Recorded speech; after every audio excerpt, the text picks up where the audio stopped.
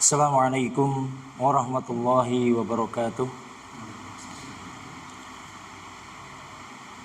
Alhamdulillahirabbil alamin wa bihi nasta'inu ala umuri dunya waddin. Wassalatu wassalamu ala asrafil anbiya'i wal mursalin wa ala alihi wa ashabihi ajma'in, amma ba'd. Qala Allah ta'ala fi kitabihil karim, ya ayyuhalladzina amanu taqullaha haqqa tuqatih wala tamutunna illa wa antum muslimun. Wa qala sallallahu alaihi wasallam, man yuridillahu bi khairan yufaqihu fiddin. Bapak-bapak jamaah pengawasan yang dirahmati Allah Subhanahu wa taala. Wonten jamaah pengawasan kok dirahmati jamaah pengajian. Kalau kesupen betul sejarwi. Ya, bersyukur kepada Allah Subhanahu wa taala pada kesempatan malam hari ini. Allah taala mudahkan kita untuk duduk di majelis ilmu ini dalam kondisi cuaca yang cukup cerah. Allah memudahkan langkah kita untuk menghadiri majelis ilmu setelah kita menunaikan kewajiban sholat maghrib secara berjamaah. Tentu tiada kata yang pantas untuk kita ucapkan pada kesempatan kali ini melainkan ungkapan rasa syukur kita kepada Allah Subhanahu wa taala. Allah mudahkan kita untuk bisa mendatangi sholat berjamaah yang pahalanya pinten kali lipat, Pak? 27. Nggih. Kaping 17 utawi kaping selangkung lebih utama dibandingkan daripada sholat kita sendirian di rumah. Maka Bapak sekalian, Bapak-bapak, jangan sampai kita kemudian dengan keutamaan yang tinggi ini kita kemudian malas melangkahkan kaki kita ke masjid. Ya sing penting sholat neng omah daripada ora sholat. Ungkapan itu ada betulnya, tetapi tentu bagi kita ketika ingin mendapatkan keutamaan yang lebih, kowe milih ndi? Duit 1000 apa 17.000? Tentunya kita memilih uang yang banyak. Begitu juga dengan ketika kita beramal untuk akhirat. Ketika kita ditawarkan dengan kebaikan-kebaikan yang ada di akhirat, jangan sampai kemudian aku milih sing siji wae. Saya cukup sholat sendiri saja di rumah. Saya cukup amal yang sedikit saja. Giliran untuk urusan dunia saja kita bersemangat. Ketika kita dihadapkan kepada bantuan mungkin, bahkan mungkin kita saja yang kurang berhak, kita pengennya untuk ikut mendapatkan untuk urusan dunia. Dan mungkin kita juga semua menyadari di rumah-rumah kita banyak tabung gas yang warnanya hijau, ya. Ada tulisannya untuk yang miskin. Kita semua mungkin, saya yakin di sini gak ada yang miskin, ya. Tapi tabung gas kita mungkin disamakan dengan warna hijau. Ya, intinya marilah Bapak-bapak semuanya, jamaah yang dirahmati Allah Subhanahu wa taala, jadikanlah kesempatan ketika kita masih bisa melangkahkan kaki kita, diberikan pertolongan, masih punya kaki yang sehat, masih bisa berangkat ke masjid. Jangan kemudian kita menjadikan kaki kita ini kaki yang malas, kaki yang berat untuk berbuat kebaikan. Selalu memilih ketika sholat Jumat duduknya di paling belakang. Ketika melakukan amal ketaatan pinginnya ya yang biasa-biasa saja. Jangan jadi orang-orang yang demikian. Maka alhamdulillah selain sholat berjamaah, kita alhamdulillah dimudahkan untuk bisa belajar bersama, mengkaji 1-2 ayat, ya, meskipun yang menyampaikan materinya suaranya serak-serak kering, bukan serak-serak basah. Ya mohon maaf. Kesempatan malam hari ini kita akan sedikit belajar bersama. Etok-etoke niki buka les-lesan, Pak. Ya, ini seperti halnya ketika sebagian adik-adik yang di sekitar ini kan adik-adik kuliah, masih sekolah. Mungkin mereka pernah menjalani masa-masa adanya ujian, adanya penilaian, kelulusan. Dan kita mungkin yang sudah berusia pun juga mungkin dulu pernah mengalami namanya EPTA atau EPTANAS atau UNBK yang muda-muda. Kalau yang tua-tua ini ketemunya EPTANAS, Pak ya. Itu adalah masa bagi kita untuk menentukan kelulusan kita di sebuah jenjang pendidikan. Begitu mungkin ketika kita ingin berjumpa dengan masa-masa ujian tersebut, tentunya kita semua mempersiapkannya dengan matang. Bahkan kita melihat anak-anak kita yang sekarang mungkin sudah mau tes semesteran, tes kenaikan kelas, bahkan mungkin tes kelulusan, ya. Kita sangat memperhatikan pendidikan mereka, mungkin sampai ngeles gitu ya, memasukkan ke les-lesan untuk belajar lebih, persiapan agar lulus, agar bisa mendapatkan hasil yang maksimal. Tetapi di antara kita mungkin jarang sekali yang kemudian memperhatikan ujian kehidupan kita. Ujian ketika kita nanti akan masuk ke dalam alam kubur. Hidup kita yang demikian mungkin kita rasakan dawa ya dawa ning ora dawa. Ya. Dawane piye? Ya kita memandang hari-hari kita itu kan rasanya panjang. Apa meneh karo ngantri. Rasanya sehari saja lama sekali. Meskipun kita mengatakan kok dikai umur kok pendek begitu ya. 43 tahun sudah dipanggil Allah. Baru anak remaja sudah ada yang dipanggil Allah Ta'ala. Tetapi semua ini masa kehidupan yang kita rasakan dawa ya dawa ning ora dawa ini, ternyata itu tidak serta-merta kemudian setelah kita selesai meninggal ya wis rampung urusannya. Sehingga ketika mungkin orang hidup di dunia ada yang semena-mena dan semaunya, sampai mungkin mendolimi orang lain demi kesuksesan, kenyamanan, kehidupan dia di dunia. Sebagai seorang pedagang, mungkin ada yang sampai menipu orang lain dalam perdagangannya. Tujuannya untuk meraup keuntungan yang sebanyak-banyaknya. Dalam hatinya berpikir, sing penting aku sugih, sepenting aku untuk duit oke. Tetapi ingatlah Bapak Ibu semuanya bahwasannya kehidupan kita ini ada ujungnya. Dan tidak berhenti hanya di situ, tetapi apa? Akan ada pertanggungjawabannya pada kehidupan selanjutnya. Sehingga ketika kita berbuat zalim, berbuat maksiat, menyakiti orang lain sekarang, saat ini di dunia, kita belum bisa mendapatkan buah balasan keburukan tersebut. Tapi ingat, Allah Ta'ala Maha Adil. Allah Ta'ala mboten sari. Allah Ta'ala Maha melihat, Maha mengetahui. Maka ternyata di sana akan ada saatnya kita nanti akan dinilai, diuji, dites.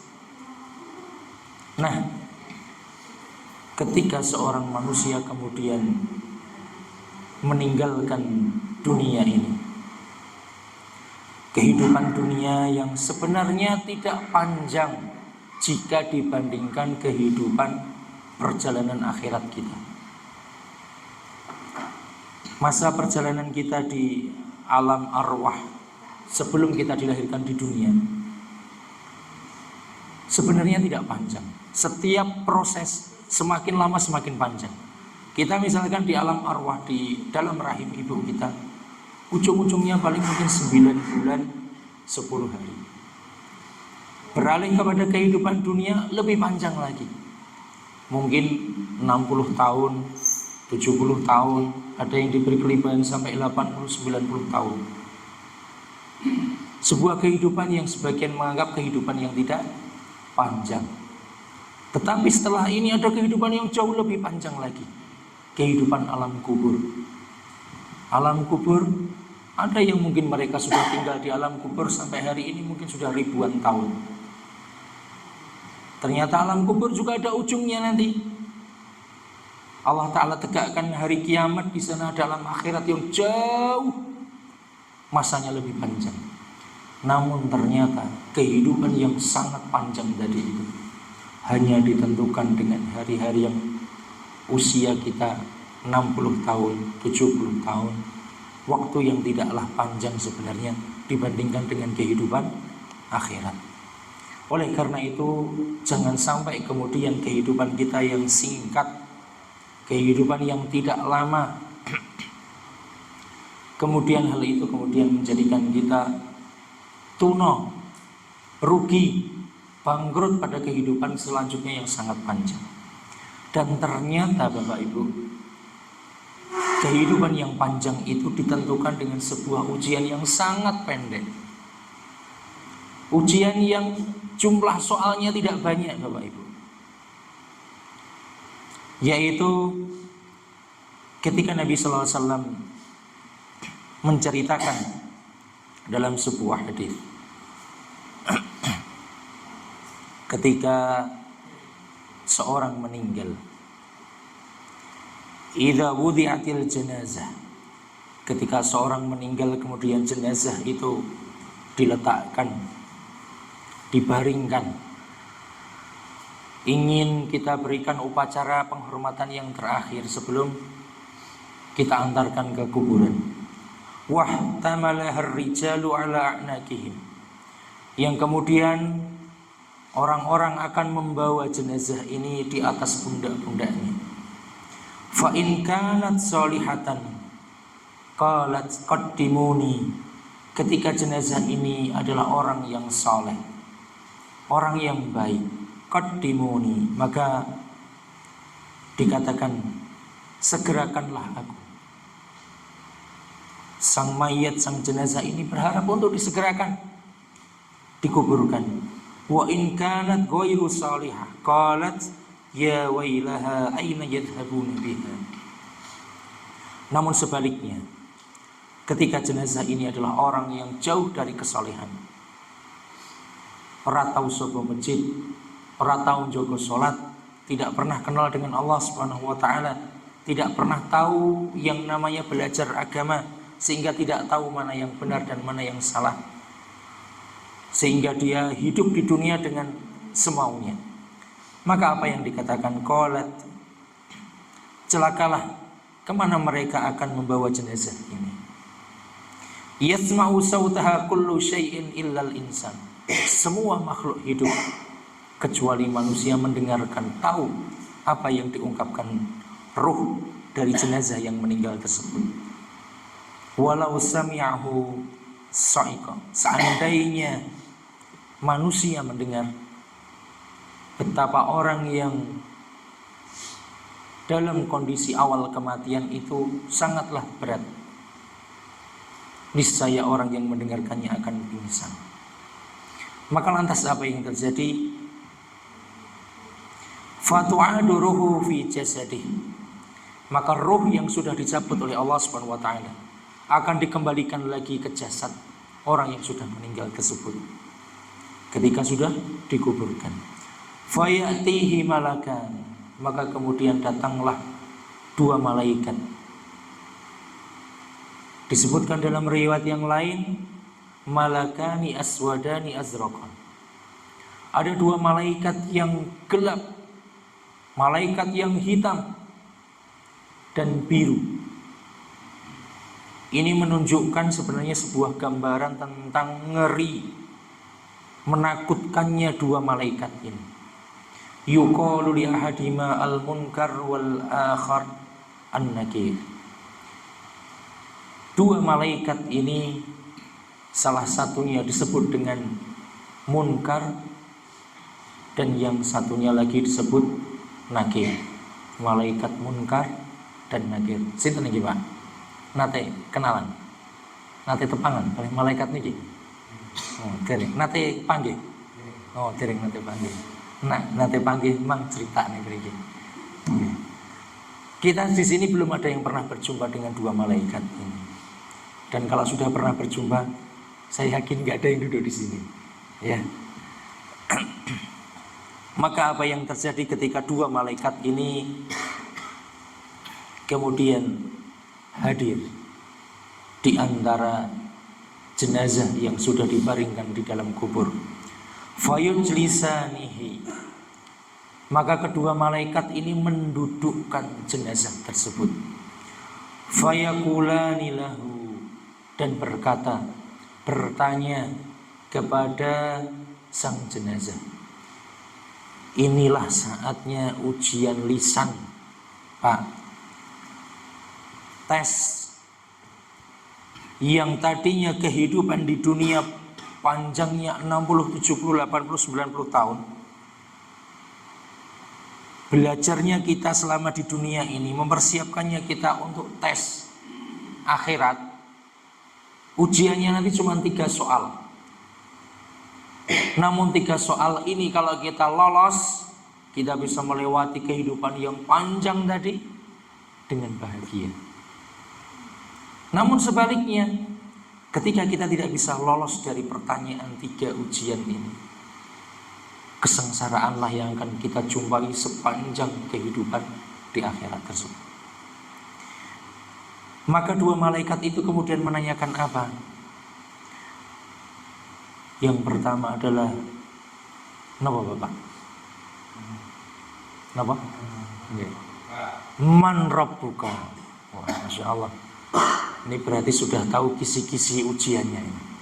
Nah, berarti ujian kita nanti sekarang akan kita bahas. Ternyata ujian ini sudah Nabi bocorkan ketika di dunia. Kita semua tahu apa ujiannya. Namun demikian, belum tentu ujian yang kita tahu soal dan jawabnya ini bisa kita jawab dengan benar. Kita coba dengarkan satu persatu apa itu dan bagaimana nanti kita bisa menjawab pertanyaan ini dengan baik. Yang pertama pertanyaan itu adalah man rabbuka. Siapa Tuhanmu? Siapakah Rabbmu? Sapa pangeranmu? Fayaqul Rabbi Allah. Maka ketika orang itu adalah orang yang beriman, orang yang menjaga agamanya ketika di dunia, istiqomah dengan ketaatan kepada Allah, dia akan menjawab Rabbi Allah. Rabbku, Tuhanku adalah Allah Subhanahu wa ta'ala. Fayaqulani lahu, maka kemudian dua malaikat ini bertanya lagi. Ma dinuka, apa agama? Agama biyen ning dunya apa? Sakniki tanglet ingatan tunjukin apa, Pak? KTP. Niki lho, Pak, KTP kula Islam. Teng mriko beto KTP mboten nggih? Mboten. Nggih, mungkin enten sing sedo betani KTP ngoten. Niki kula riyen teng donya. Di sana tidak berlaku KTP, Pak. Maka tulisan Islam yang nempel di KTP tok itu, ya, itu tidak dipakai karena KTP-nya ditinggal di rumah. Ya. Besok ketika ditanya sing Islami KTP nempel ning KTP, nggak bisa jawab. Wah, KTP ku kenton teng griya. Fayaqul dinil Islam, maka orang yang saleh, orang yang menjaga agama keimanannya, dia akan mengatakan agamaku Islam. Fayaqulani lahu, kemudian kedua malaikat ini bertanya lagi kepadanya, ma hadzal rajul alladzi bu'itsa fiikum, siapakah laki-laki yang diutus kepadamu ini? Yang dimaksud adalah Rasulullah. Fayaqul, maka jenazah yang saleh ini mengatakan, huwa Rasulullah sallallahu alaihi wasallam. Beliau adalah Rasulullah Muhammad sallallahu alaihi wasallam. Pertanyaannya tidak banyak, cuma 3.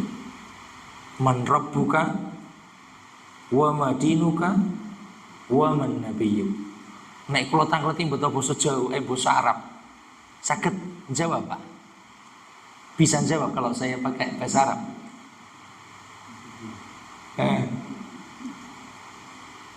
Bisa bahasa Arab ataupun tidak mempengaruhi jawaban kita di alam kubur tersebut. Tetapi yang menjadikan kita mampu menjawabnya adalah keimanan.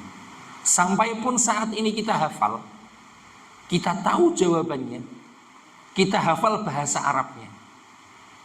Karena saking pendeknya kita pun menghafal bisa. Man rabbuka rabbi Allah. Mudah kan? Man rabbuka rabbi Allah. Jawaban bahasa Arabnya gampil, cekak mawon. Akan tetapi tidak semua orang kemudian bisa membaca. Soal yang singkat cuma 3, siapa Tuhanmu, apa agamamu, siapa Nabi. Cuma 3. Soal yang sangat tidak panjang. Tetapi apa? Jawaban yang singkat ini hakikatnya adalah penerapan wujud amal dari kita di dunia. Orang yang di dunia yang menjadikan Allah betul-betul sebagai Rabb-nya yang disembah, ketika dia minta rizki, yang mintanya rizki kepada Allah saja. Ketika dia merasakan banyak nikmat, dia menyandarkan nikmat itu kepada Allah. Bukan gara-gara nih, karena jerih payah saya bekerja, saya kaya. Karena kepandaian saya bisa sekolah pendidikan tinggi dan seterusnya. Itu orang yang tidak kenal dengan Allah, orang yang tidak mengakui Allah sebagai Rabb-nya. Ketika dia mencari rizki, dia menggantungkan rizki kepada bosnya, kepada kantor juragannya. Dia tidak menggantungkan rizki kepada Allah. Dia menomorduakan Allah, dia menomorduakan perintah Allah. Wis sing penting golek duit, untuk duit mangan enak, urip enak. Jualan sing penting untungnya oke. Tidak tahu bahwasanya ternyata dalam transaksi jual belinya bercampur dengan kebohongan, kezaliman kepada orang lain. Ini namanya tidak mengindahkan man rabbuka. Begitu juga dengan ketika seorang itu ditanya dengan wa madinuka, apa agamamu? Islam. Kita semua mungkin semua beragama Islam. Gampang kita untuk beragama Islam, gampang. Sing penting melu bae, sing penting melu pae lahir ceprot Islam. Kita nggak usah diislamkan, sudah Islam sejak lahir mungkin. Tapi kemudian seandainya kita tidak menjadi seorang muslim yang sejati, ki jerone Islam ki ono apa? Di dalam Islam itu sebenarnya apa yang harus kita ketahui, kita saja mungkin kurang tahu. Rukun Islam ada berapa, itu pun mungkin belum bisa kita amalkan. Bagaimana mungkin dia akan bisa mengatakan agama saya Islam? Islam ning ora tahu sholat. Yang ngendikane Kanjeng Nabi, al-ahdu bainana wa bainahu as-shalah. Perjanjian, perbedaan antara kita dengan orang dikatakan bukan Islam itu adalah as-shalah. Masalah sholatnya. Faman taraka faqad kafar. Sapa wong sing ninggalke salat, ngerti yen salat ki wajib tetapi tidak mengamalkannya, faqad kafar, jatuh pada perbuatan kufur. Islam ning ora tahu salat. Bagaimana ketika dia akan menjawab apa agamamu? Dia akan kesulitan menjawabnya. Begitu juga ketika ditanya tentang siapa nabimu. Kita tahu mungkin nabi kita Nabi Muhammad. Tapi apakah tahu sunnah-sunnah, petunjuk yang diajarkan beliau? Jangan-jangan kita tidak pernah tahu apa yang diajarkan Nabi, kecuali hanya sedikit sekali. Padahal yang beliau lalui dalam kehidupan, dari bangun tidur sampai tidur lagi, dalam urusan keluarga, masyarakat, negara, perdagangan, semua itu adalah bagian daripada contoh sunnah Nabi SAW. Ternyata kita berdagang, tidak berdagang dengan cara Nabi. Kita mengarungi rumah tangga, ternyata rumah tangga kita tidak dibangun dengan bagaimana teladan Nabi. Ketika kita bermasyarakat pun ternyata tidak pernah menggunakan tata cara Nabi kemudian bermuamalah bermasyarakat. Bagaimana kita akan mengatakan menjawab Nabimu sopo? Kita tahu Nabi kita, tetapi yang diajarkan Nabi tidak pernah kita ikuti. Maka apa yang dijawab ketika orang-orang yang kafir, orang-orang munafik, orang-orang yang hanya sekedar melapelkan dirinya Islam tapi tidak mengamalkan Islam, yang sekedar mengakui Nabi Muhammad sebagai nabinya tapi tidak pernah mengamalkan ajarannya. Maka ketika itu malaikat tadi mengatakan man rabbuka fayaqul, ketika ditanya siapakah Rabbmu, siapa pangeranmu, fayaqulu la adri, dia akan menjawab aku tidak tahu, aku tidak tahu. Fayaqulani lahu, ditanyakan pula siapa, apa agamamu, madinuka, jawaban pun sama, la adri, saya nggak tahu, saya tidak tahu. Begitu juga dengan ditanya tentang siapa nabinya, dia pun juga tidak bisa menjawab. Karena amalan ketika dia di dunia, ketika dia mengamalkan Islamnya, ketika dia mengakui agamanya Islam, ketika mengakui Nabi Muhammad sebagai nabinya, tetapi tidak pernah mengamalkan apa yang ada dalam kandungan tersebut, maka dia tidak akan bisa menjawab. Sehingga benar ketika Allah SWT menyebutkan dalam Quran surat Ibrahim ayat 27, yuthabbitullahu alladhina amanu bil qawli tsabit fil hayatid dunya wa fil akhirah. Allah Subhanahu wa taala itu menyampaikan di dalam Quran surat Ibrahim, Allah akan meneguhkan, akan menjadikan seorang alladzina amanu, yang mereka itu beriman ketika di dunia dulu, menjaga imannya. Apa? Bil qauli tsabit fil hayatid dunya. Ketika dia di dunia, dia akan diteguhkan, diberikan kemampuan untuk mengucapkan ucapan yang sabit. Ucapan sabit ketika di dunia itu adalah ucapan la ilaha illallah ketika ajal menjemput. Ketika sakaratul maut, dia mampu mengucapkan kalimat tauhid. Ketika di dunia Allah berikan pertolongan ketika dia akan meninggal untuk mengucapkan kalimat syahadat. Wa fil akhirah, dan begitu juga ketika di akhirat, yang dimaksud di sini adalah seorang mampu untuk menjawab pertanyaan kubur. Ujian 3 soal ujian yang tadi kita sebutkan. Dan itu orang yang bisa mengucapkan kalimat tauhid ketika ajal menjemput. Orang yang bisa menjawab pertanyaan kubur ini hanya didapatkan oleh alladzina amanu, wong-wong kang duweni iman, orang-orang yang menegakkan keimanannya. Inilah yang kemudian disebut dengan fitnatul qabr, yaitu fitnah kubur. 3 soal tadi itu yang namanya ujian alam kubur. Nah, ujiannya tidak banyak, ya. Ketika seorang bisa menjawab, dia akan mendapati kebahagiaan di kuburnya. Dan ketika dia tidak bisa menjawabnya, dia akan mendapatkan kesulitan, kesengsaraan, pandangan yang suram. Ya. Nah, di sini kita akan sedikit mengulas tentang apa saja sebenarnya 3 hal tadi, tentang mengenal Allah, man rabbuka, sapa pangeranmu. Berarti kita perlu kenal siapa Allah. Kemudian yang kedua adalah apa agamamu, berarti kita perlu mengenal Islam itu seperti apa. Dan yang terakhir adalah siapa nabimu, kita perlu mengenal nabi kita. Dengan cara kita mengenalnya, kita bisa mengamalkannya. Ketika kita tidak mengenal, tidak tahu, bagaimana mungkin kita akan bisa mengamalkannya.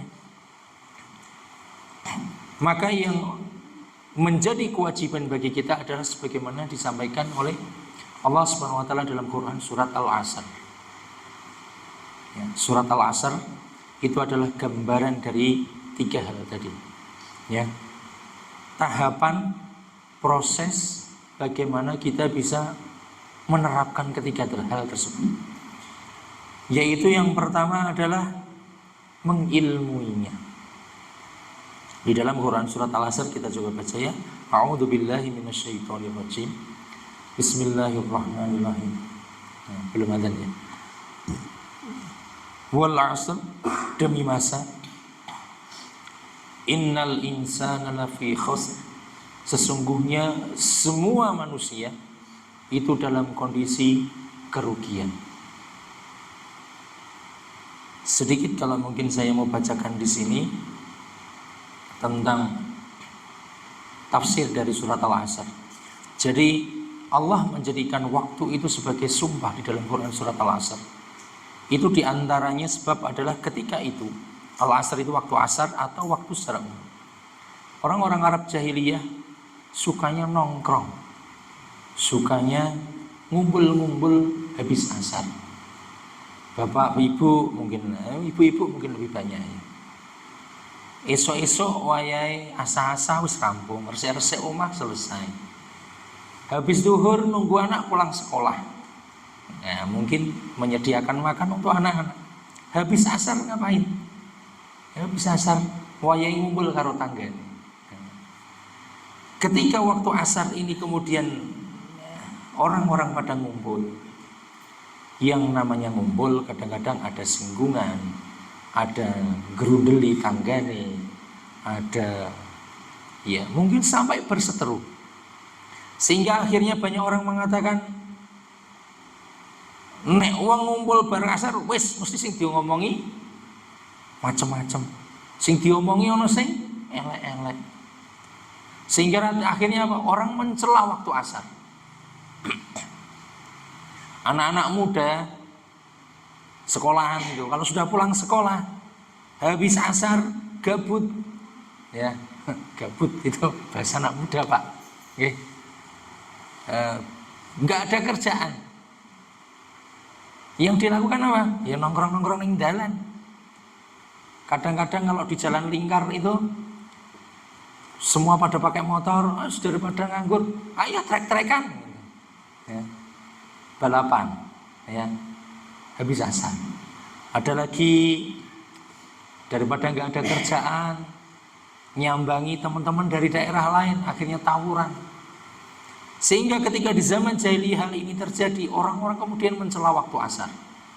Padahal mencela waktu itu tidak boleh, karena waktu itu adalah Allah yang mengatur. Allah itu adalah Ad-Dahr.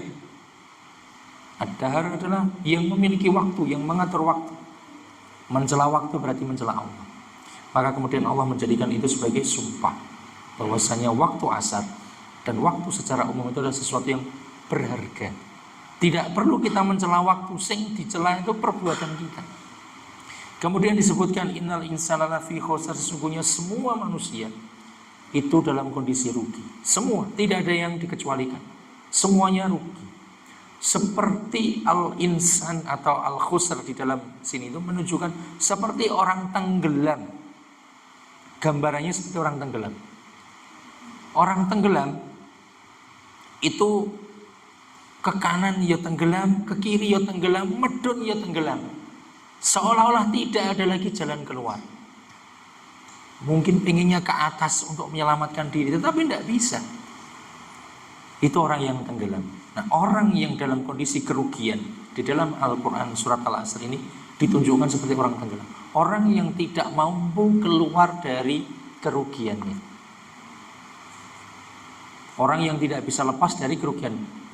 Artinya apa? Semua kita rugi. Semua kita hakikatnya dalam kondisi tenggelam dalam kerugian. Tidak bisa lepas dari kerugian. Nah, kemudian Allah menyebutkan dikecualikan di situ ada 4 kelompok. 4 inilah yang sebenarnya tahapan proses kita untuk mengamalkan atau menuju ke 3 hal tadi. Ya, apa itu tahapannya? Illal ladzina amanu, kecuali orang-orang yang beriman. Di sini keimanan itu tidak akan wujud kecuali dengan ilmu, yaitu kecuali orang yang belajar, orang yang mengilmui, sehingga dia bisa mengimani, dia bisa meyakini. Maka tahapan yang pertama adalah belajar, mengilmui. Setelah mengilmui apa? Mengilmui tentang siapa Rabbnya, siapa Allah, harus kita kenal. Apa agamanya, bagaimana sih yang ada di dalam agama itu, perintahnya apa saja sih, larangannya apa saja sih, sunnah-sunnahnya apa, yang dimakruhkan apa. Kemudian mengenal nabinya juga demikian. Semua ini diilmui, diketahui, dipelajari. Ngaji, kita belajar. Setelah itu tidak cukup hanya di situ. Setelah mengilmui, maka wa'amilus sholihah, dia mengamalkannya. Tidak cukup orang itu hanya tahu Rabbnya Allah, meyakini sekedar tahu bahwasanya Allah yang memberikan rizki, tapi kenyataannya ketika beramal dia buka warung, warungnya digandungi gandulan sing ngarep lawang kan. Lah niku napa? Ya nggih penglaris.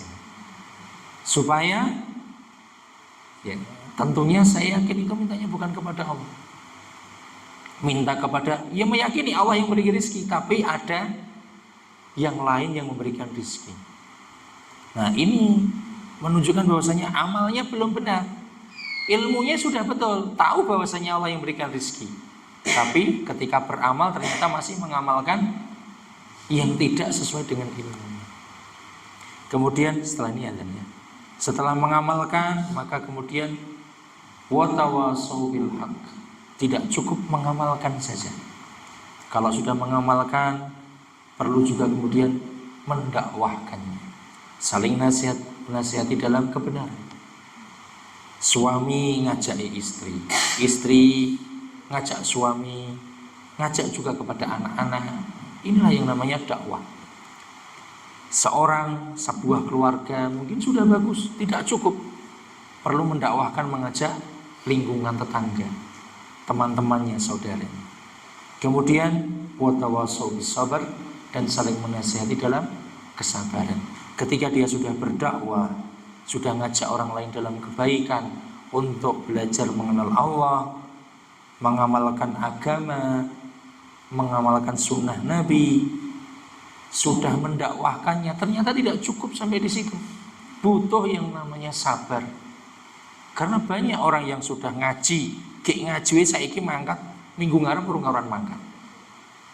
Saiki iso ngamalke, pekan depan belum tentu bisa istiqomah mengamalkannya. Maka yang namanya belajar, mengamalkan, mendakwahkan itu butuh sabar, istiqomah, terus menerus. Sampai kapan? Hatta ya'tiyakal yakin, sampai datangnya kematian. Jadi tidak cukup hanya sekali saja ngaji, sekali saja sholat, nggak cukup, harus istiqomah, harus terus dilaksanakan. Sementara kita jeda sebentar, nanti kita lanjut sedikit saja ya, setelah sholat, setelah azan kita tunggu sedikit ya.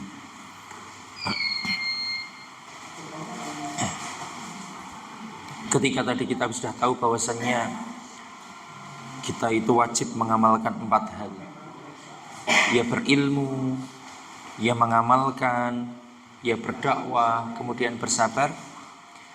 Maka sebenarnya ini sudah cukup bagi kehidupan kita.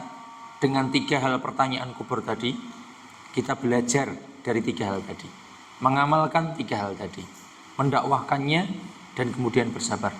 Kata Imam Syafi'i ketika menyampaikan tentang hal ini, dia mengatakan, lauma anzalallahu hujjatan ala khalqihi illa hadhihi surah. Seandainya Allah tidak menurunkan keterangan, perintah, sebuah argumen, petunjuk ya, kecuali dengan 1 surat ini saja, memberikan sebuah gambaran kewajiban seorang manusia di dunia, hanya cukup dengan 1 surat ini saja, kata Imam Syafi'i, lakafathum, niscaya 1 surat ini sudah cukup. Kenapa? Karena sudah mencakup semua yang dibutuhkan dalam kehidupan kita. Ya orang itu perlu belajar, perlu beramal, perlu berdakwah, perlu bersabar. Ya intinya ya gur kuwi, muter-muter ning nggon agama ya kuwi. Ngaji, ngamalke, dakwahke, sabar. Ndak banyak, ya. Nah, ini untuk apa? Untuk menerapkan 3 pertanyaan kubur tadi. Jadi ya berarti man rabbuka harus kita ilmui. Kalau wis diilmui harus diamalkan, didakwahkan, dan kita bersabar. Sehingga sampai-sampai Imam Bukhari pun juga mengatakan, kenapa kok dimulainya dengan ilmu? Kok ora sing penting amale apik? Ya. Karena tidak semua orang yang menganggap amalnya baik itu sesuai dengan apa yang dikehendaki oleh agama. Maka Imam Bukhari mengatakan, fabada bil ilmi qabla al qawli wal amal. Beliau membuat sebuah bab dalam buku beliau, pentingnya berilmu, pentingnya sinau qabla al qawli wal amal, sebelum ngendika, sebelum berbicara dan sebelum beramal. Saking pentingnya kita untuk melakukan semua itu butuh ilmu. Sebagaimana seorang mau nyetir mobil butuh latihan dulu. Kenapa nggak langsung nyetir saja? Orang kalau asal nyetir saja, mungkin dalam gang gini maju mundur masih bisa. Ketika mungkin dalam tanjakan yang tinggi, jalanan macet, orang tidak pernah tahu teorinya nyetir. Yang terjadi apa? Ngunduri mobil liyane. Mungkin bisa jadi mati mesinnya orang maju-maju. Ya. Maka semua itu butuh ilmu. Sebagaimana seorang montir bengkel ingin membetulkan, menservis motor, mobil, ia juga membutuhkan ilmu. Bagaimana kalau menjadi montir bengkel di situ, misalkan ada bengkel di depan kita, tapi nggak pernah tahu ilmunya, kita mesti nggak yakin nitipin kendaraan kita untuk diservis di situ. Kenapa? Orangnya nggak cakap, orangnya nggak terampil, orangnya nggak pernah sekolah, nggak pernah belajar, asal-asalan ngerjakan. Dalam agama kita nggak boleh asal-asalan. Jadi harus berilmu, harus belajar, harus tahu caranya. Ya, sing penting ngamal. Oh, aku menurutku sholat ki kong ini carane. Sing penting aku lagi semangat sholat subuh, aku tak sholat subuh 3 rakaat. Mumpung semangat, ya. Apakah kira-kira kemudian diterima sholat subuh 3 rakaat? Sholat subuh cuma 2 rakaat. Maka ini namanya pentingnya ilmu. Kemudian sebagaimana juga ada yang sebagian negara yang mereka dulu mendapatkan ilmunya sebagian saja. Negeri kita pun mungkin juga demikian. Contoh sekarang di daerah Thailand, ya. Itu ada sebuah perkampungan Muslim, bahkan itu perkampungan yang menjadi cikal bakal Islamnya di Indonesia. Zaman Indonesia awal mendapatkan Islam itu kan sebenarnya dari daerah sana, dari negeri Campa, kerajaan Campa, ya. Saat ini Islamnya di sana itu enggak ada sholatnya. Nek posone sing poso gur imami tok. Masyarakat jamaah tidak berpuasa, dan berpuasanya cuma 15 hari. Padahal itu dulu apa? Awal mula Islam kita dari sana. Karena mereka belajar saking jauhnya posisi dari penyebaran Islam, sehingga apa? Ya terbatas keilmuannya. Keilmuan yang terbatas inilah yang menjadikan kita mungkin akan mengatakan, lah kok cara sholatmu kayak ngono? Lah kok kamu puasanya lain? Bagaimana kemudian kita bisa mengetahui mana cara sholat yang benar, mana puasa yang benar? Nah, itulah yang penting namanya ilmu. Dengan belajar, dengan kita mengkaji, kita nanti jadi tahu, oh iya, inilah pentingnya ilmu. Sehingga apa? Ketika kita menjadi seorang muslim, kita benar-benar menjadi seorang muslim yang dilandasi dengan ilmu, sehingga tahu inilah cara sholat yang benar, inilah cara mewujudkan penghambaan diri kita kepada Allah yang benar, carane ndonga sing benar, caranya kita bersedekah yang benar, nah, dengan cara berilmu.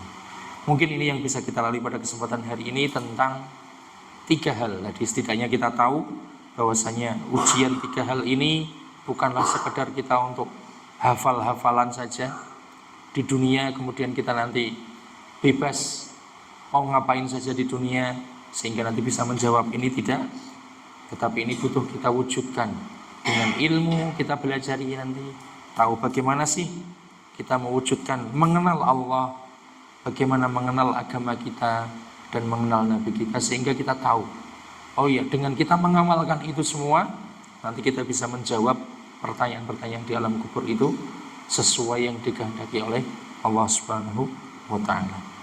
Kita akhiri kajian ini dengan doa kafaratul majlis. Subhanakallahumma wa bihamdika asyhadu an la ilaha illa anta astaghfiruka wa atubu ilaik. Wassalamualaikum warahmatullahi wabarakatuh.